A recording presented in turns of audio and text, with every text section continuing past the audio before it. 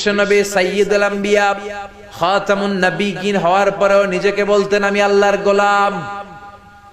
দোয়াতে বলতেন আল্লাহুম্মা ইন্নী আবদুক ওয়া ইবনু আবদিক ওয়া ইবনু আমাতিক নাসিয়াতি বিয়াদিক।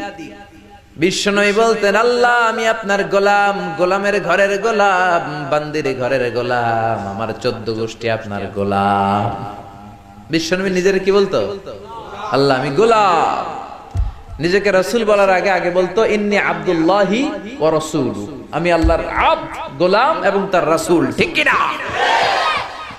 এজন্য সবচেয়ে বিনয়ী ছিলেন বিশ্বনবী, সবচেয়ে কোমল আচরণের ছিলেন বিশ্বনবী। তাই বিশ্বনবীর সম্মানকে বাড়িয়ে দিয়েছে কে? বন্ধুদের সাথে বিনয়ের আচরণ করতেন, সহকর্মীদের সাথে বিনয়ের আচরণ করতেন, স্ত্রীদের সাথেও বিনয়ের আচরণ করতেন, ছোট্ট বাচ্চাদের সাথেও বিনয়ের আচরণ করতেন। সুবহানাল্লাহ, কি মেজাজ আল্লাহ তাকে দিয়েছেন, কি ব্যক্তিত্ব আল্লাহ তাকে দিয়েছেন। The most amazing personality ever in the world. পৃথিবীতে বিশ্বনবীর চাইতে শ্রেষ্ঠ ব্যক্তিত্ব আর হতে পারে? বিশ্বনবীর গোলাম, বিশ্বনবীর খাদেম ছিল আনাস, 8 বছরের ছোট্ট আনাস। আনাসের মা এসে বলে নবী খোয়াই দিমুকা আনাস, আমার ছেলেরে আপনার খাদেম বানিয়ে দিয়ে গেলাম। বিশ্বনবী বললেন ঠিক আছে আমি গ্রহণ করলাম। ছোট্ট আনাস আর কি করবে? বিশ্বনবীর মেসওয়াক টেনে দেয়, অজুর পানি এনে দেয়, বিশ্বনবীর জামা কাপড় এনে দেয়। বিশ্বনবী একদিন আনাসরে বললেন ও আনাস আমার শাম দেশের জুব্বাটা ঘর থেকে নিয়ে আসো। বিশ্বনবী জুব্বা শামিয়া পছন্দ করতেন।